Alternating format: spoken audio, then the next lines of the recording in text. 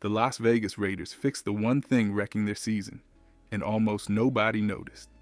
One offensive lineman has been moving so well at OTAs this spring that a beat reporter looked up, watched him win rep after rep, and admitted he did not recognize the man doing it.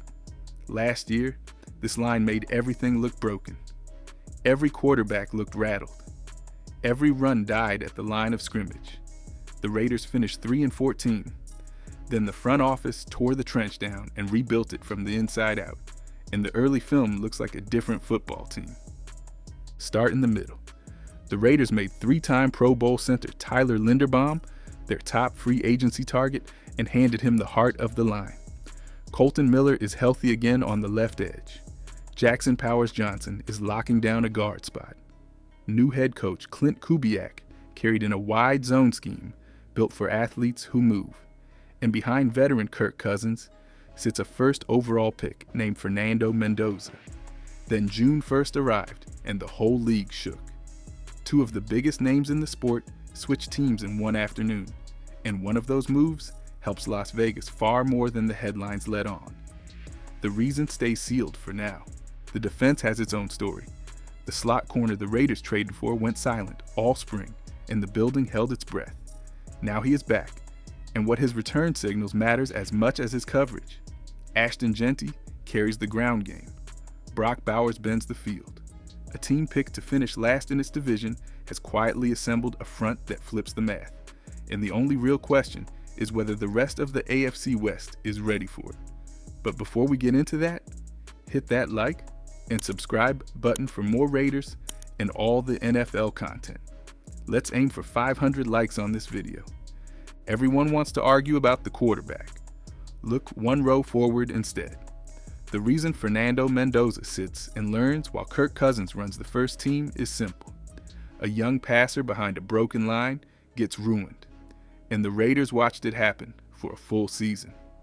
So they spent on the fix first. Tyler Linderbaum arrived from Baltimore as the most coveted interior lineman on the market, a three-time Pro Bowler who diagnoses fronts before the snap and sets the protection for everyone around him. The scheme change matters as much as the talent. Head coach Clint Kubiak and offensive line coach Rick Dennison installed a wide zone system, the kind of offense where linemen flow, climb, and finish in space, rather than standing still and absorbing bull rushes. That fit demands movement, and movement is the trait this group suddenly owns. Kolton Miller, the 9-year veteran anchoring the left side, returns healthy after an injury wrecked his 2025 season, and his voice now sets the tone in a room full of new faces. The chain reaction runs through the whole offense. A center who steers traffic frees the guards. Healthy tackles by the pocket an extra beat. An extra beat turns a check down into a completion and a stuffed run into a 6-yard gain. The Raiders did not solve their quarterback question this offseason. They solved the question underneath it, the one that decides whether any quarterback survives. That foundation is why the rest of this roster suddenly looks dangerous. The most important defender in a modern secondary lines up in the slot, and for weeks, the Raiders did not have theirs on the field.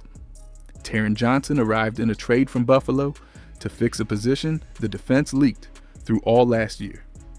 Then he stayed home through the voluntary work, seeking guaranteed money on a deal worth $18 million across the next 2 seasons with none of it locked. The building waited. The Raiders held firm. Then the team posted practice photos, and there he was in number 3. Understand what a slot corner does before you shrug at one absence. He covers shifty receivers in the tightest space on the field, fits the run like a linebacker, blitzes off the edge, and tackles in traffic. Taron Johnson built a second team, all-pro season on exactly that physical style, and the Raiders need every piece of it. Without him, the team leans on a rookie and a converted safety in the most demanding coverage role on the roster. The pieces around him steady the picture. Eric Stokes re-signed and steps in as the top outside corner. Jeremy Chin brings size and force as a hybrid safety who lives in the box.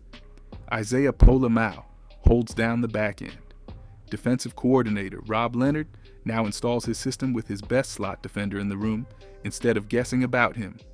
A unit that got thrown on at will is starting to look like a unit with answers, and the timing of Johnson walking back in says more than his stat line ever will. Here's the take nobody wants to say out loud. DJ Glaze is going to be fine. The lost season buried him, and the numbers from 2025 make easy ammunition for anyone who wants to bench him tomorrow. His pressures ballooned. His sacks allowed climbed. The film looked rough. The trap is judging a young tackle by the worst year of a 3-14 disaster, when the entire offense around him collapsed at the same time. Go back to his rookie tape, and the story flips. As a rookie, DJ Glaze held up far better, surrendering fewer pressures and looking like the right tackle the Raiders drafted him to be. Now he returns to a system that resembles the one he succeeded in, with healthier teammates beside him and a coaching staff that speaks about him in glowing terms. Clint Kubiak has gone out of his way to praise his stability at both tackle spots. That is not the language of a coach hunting for a replacement. The wrinkle is the man behind him. Charles Grant, a second-year tackle who played only 48 snaps last season, started taking right tackle reps during the second week of OTAs. He was viewed as a left tackle in college, so kicking him to the right side tells you the staff wants to see everything he has. A real competition raises the floor for the whole line. The Raiders are not settling. They are stacking options, and the depth runs deeper than these two names suggest. Remember the lineman who moved so well, the reporter did not recognize him. His name is Spencer Burford. He arrived from San Francisco as a former fourth-round pick out of UTSA, a long-armed, athletic guard whose movement skills pop on tape in exactly the way this wide zone scheme demands. Observers at OTAs kept noticing the same thing. The athleticism jumps off the field, and he slid into early starting reps because the system fits him like it was drawn for him.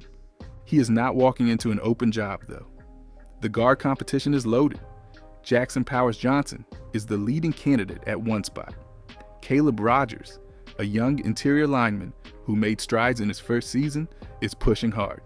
And then there is the rookie, Trey Zoon III, a third-round pick out of Texas A&M, who started for 4 years and lined up at tackle, guard, and center against elite competition. His versatility is the kind of trait that wins a roster spot fast. That flexibility theme runs through the whole draft class. Second-round rookie, Trayden Stukes played outside corner, nickel, and safety in college. The same do-everything profile the staff keeps targeting. The plan is clear. Surround Tyler Linderbaum and Colton Miller with movement, competition, and bodies who fit one scheme, then let the best 5 rise. A front built on real competition instead of hope is how a last-place line climbs the league, and that climb changes how every rival has to plan for Las Vegas. The AFC West does not forgive a soft front. Kansas City brings relentless pressure. The Los Angeles Chargers hunt the quarterback from every angle. Denver builds its identity on getting after the passer. For 2 seasons, the Raiders walked into those games with a line that folded, and the result was a quarterback running for his life and a season slipping away by October. You do not win this division by out-scheming those fronts. You win by standing up to them. That is the entire point of the rebuild. A pocket that holds for 1 extra second against Kansas City is the difference between a sack and a completion to Brock Bowers. A run game that moves bodies against Denver, keeps the offense ahead of the chains, and keeps the defense fresh. Protection is not a luxury in this division. It is the price of admission, and the Raiders finally paid it. The quarterback math improves the moment the line does. Kirk Cousins is a rhythm passer who thrives with a clean pocket and dies under pressure, so a steadier front extends his shelf life. And when Fernando Mendoza takes over, whether that comes early or late, he inherits something his predecessor never had, a wall built to protect him. The division is still loaded, but a team that used to be a guaranteed 2 wins for everyone else now profiles as a problem, and the schedule makers handed Las Vegas one more favor this week. June 1st detonated. The Cleveland Browns sent Myles Garrett, the reigning Defensive Player of the Year and arguably the best player alive, to the Los Angeles Rams for Jared Verse, a 2027 first-round pick, a 2028 second, and a 2029 third. Hours earlier, the Philadelphia Eagles shipped A.J. Brown to the New England Patriots for a 2028 first and a 2027 fifth, reuniting him with head coach Mike Vrabel. Two superstars, one afternoon, a reshaped league. Here's the part the headline skipped.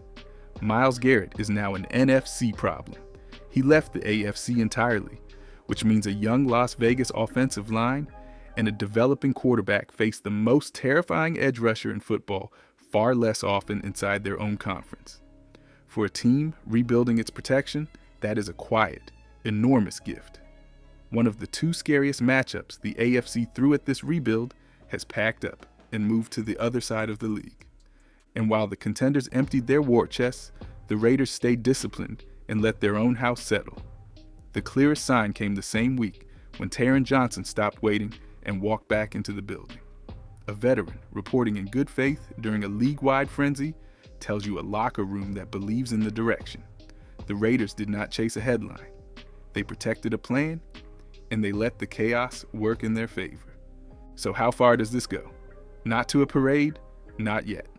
A team coming off 3-14 does not flip to a contender in one offseason, but the floor moved, and it moved because of the trench.